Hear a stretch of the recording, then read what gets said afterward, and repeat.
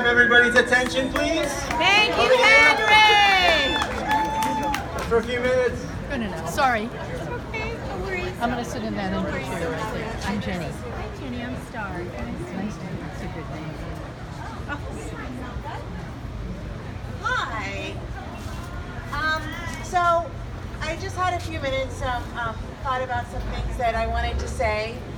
Starting with thanking everyone for being here. My mom really wanted to have the people she loved and cared about come together and the people who loved and cared about her. And so this was what we're doing, and here we are. The first thing I think when I started preparing this and trying to get names and people and emails out was it struck me the relationships that my mom has maintained over the years, and just it became very difficult or such a challenge to try to contact all these people and going through emails, and I was just amazed at the conversations and the contacts and how she kept in touch with people.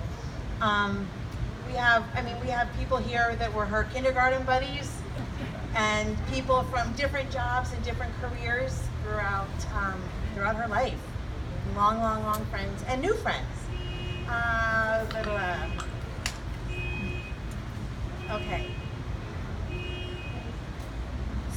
So I think one of the things that became also very apparent when we started talking about this and thinking about this, and some of you got to know my mom through this, was her amazing ability as a hostess. And so she did it so well. She always seemed to love doing it and always seemed to have time to do it. And I'm going to let Sammy say a few words about that. Hey, Sammy. Well, just going off of that, my Nana would always want me and my friends to come up and visit her when she lived in Vero Beach. And every time we went up, my boyfriend said earlier, it was like better than going to a 5-star restaurant. She would make us filet mignon, jambalaya, latkes, salads, and for each course was a specific drink to go with it. And it was just, she had, such an ability of not only doing an amazing job, but just making you feel special. And that's one of the things that she enjoyed doing the most. And I'm sure she would love being here to host. She'd be walking around serving you all little appetizers right now and mango martinis. So that's what we're trying to do here tonight also, is kind of honor her in that, so I hope everyone's having a good time. And we all wish she was here to do it, but we're doing our best.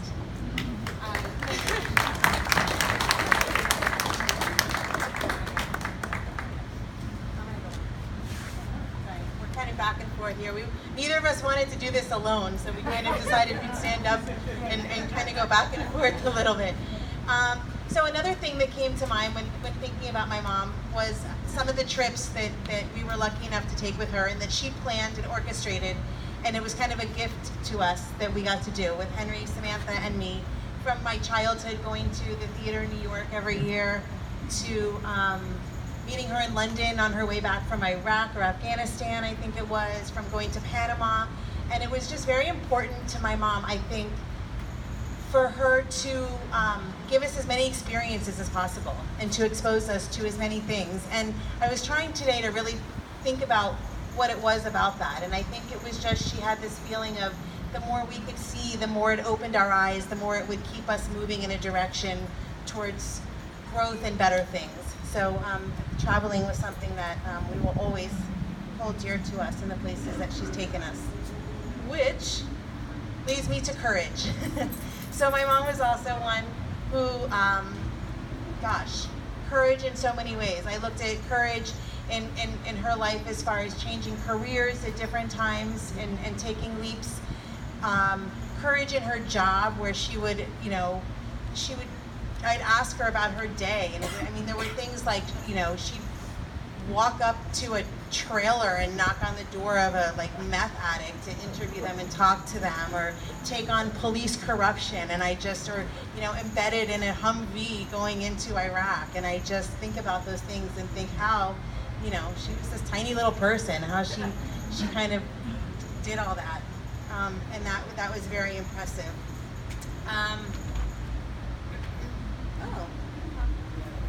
So also, well, this was one of the you want to go courage or something? Okay, so hold on.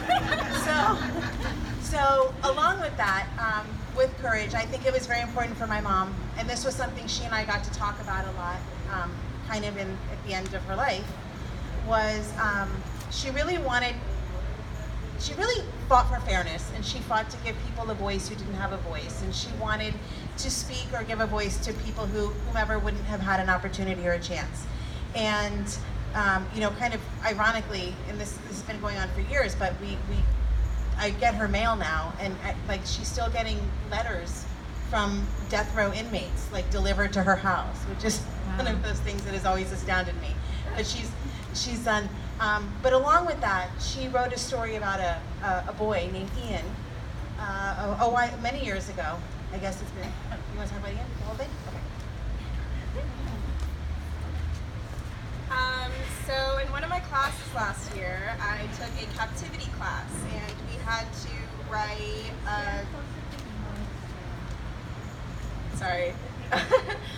and we had to write a paper about a case of someone who was experiencing some form of captivity. And my Nana, being a journalist, had several options. So one of them was about, he's a man now, his name is Ian Manuel, and when he's in his 40s now, but when he was 13, he, I guess, unintentionally shot a woman in the face and was sentenced to life in prison without parole at the age of 13 as an adult. And at age 14, he was sentenced to solitary confinement, which he remained in for, I believe, 18 years in solitary confinement. And my Nana was one of those people who was fighting for against juveniles in solitary confinement. She fought for his release. She wrote him letters, and she went to visit him, and they became fairly close. And Ian actually last year was just released, and he wrote a poem, and he would like me to read it to you. So the name of the poem is "Does Separation Equal Suffering?", which is the name of one of her articles about the effects of solitary confinement on young adults. Does separation equal suffering? You are the person who posed the question. When I was a nail in a dampened cell, left stuck, hanging, and resting. Now what I find perplexing, after your empathetic introduction, it is now I who has to ask it, after death severed our connection. I searched the Rolodex of my recollections, of our conversations and interactions, seeking that Queen of Hearts coronation that made you simply one of the greatest. It could be when you came to visit and pressed your palm against the plexiglass, and I did my best, though it hurt to stretch, with chains on my waist and hands. It could be when we used to text, and chemo caused you to be out of touch. You would respond after regaining your strength, saying, "I'm going to kick cancer's butt." But if I had to choose the moment, it would be your initial compassionate letter. For that, Meg, I am eternally grateful, and I'll love and miss you forever.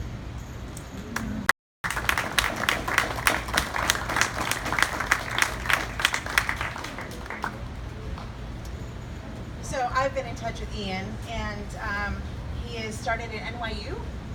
Wow. And he is writing a memoir, and he's dedicating a chapter to my mom.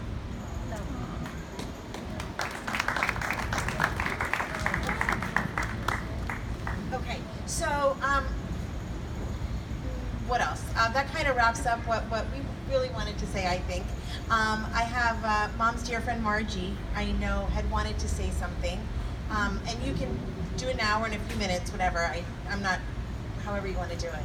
And I know my mom, I would have rolled her eyes if I said that we're going to stand here and listen for hours on end to people talk about how wonderful you are.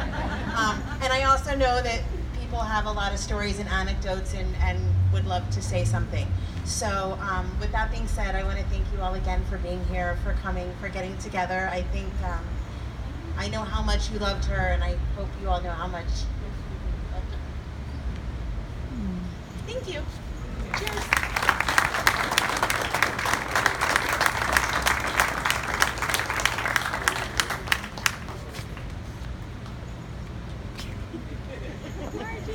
Get a drink. Cheers.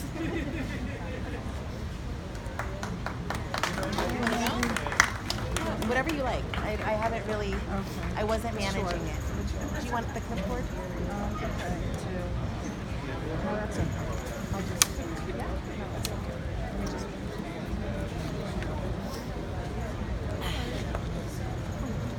Well done, baby. Glass of wine now. Yeah, a big one. Loud, Margie. Really loud. Okay. The first thing I'm going to read is a letter that I wrote.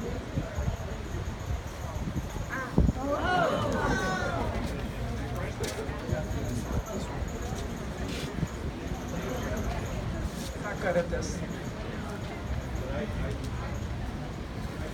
Okay. Can you all hear me? Louder. Okay. Is that it?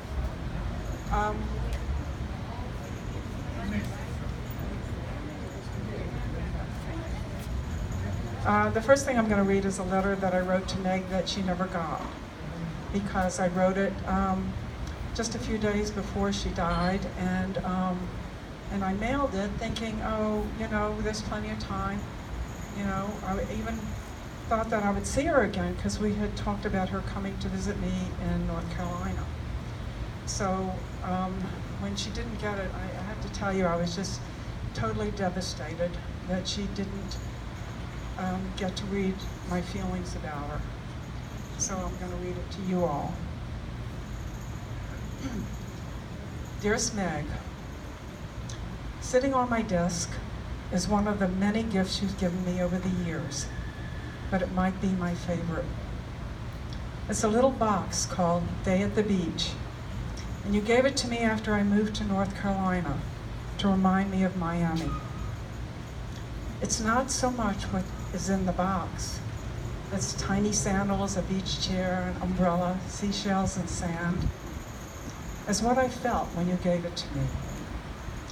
We were both leaving Miami, me for North Carolina, you for St. Pete. But the little beach box was a metaphor for where our friendship began and would continue no matter where we were. To me, it was a little box of love. It's possible to love someone you don't admire and to admire someone you don't love. Love is a word I don't throw around lightly, but I can say in all honesty that I both love and admire you. You have contributed so much to my life and have been there for me during my most difficult times. I've shared things with you that I haven't shared with anyone else, and just knowing that I could do that put those things in perspective for me. It helped that we could laugh about those things too and enjoy the absurdity of it all. We did have some wacky moments. Admiration. I don't even know where to begin. Your dedication to journalism goes without saying, and I've been in awe of your quest to right what's wrong in this world and to fight injustice wherever it appears. But it goes beyond that, and I think it's based in your compassion for every living thing, not just people, but animals of all kinds. I'm thinking of the little heron you made sure was fed every day, and the snake you allowed to reside in your drain pipe. Cats love you, birds love you, I'll bet even alligators love you. You're a regular Dr. Doolittle. So this is a thank you note. Thanks for being my friend, my confidant, my shoulder to lean on. You make me laugh, you make me think, and you make me care deeply about things I might otherwise have given little thought. You have widened my world. I believe that the people you love never really leave you.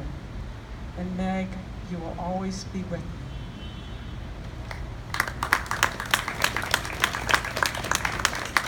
And one more short thing. This is on a lighter note. In 1998, Meg, Norma Watkins, and Bob Waters and I went to Cuba. It was not legal. And we did some really stupid things.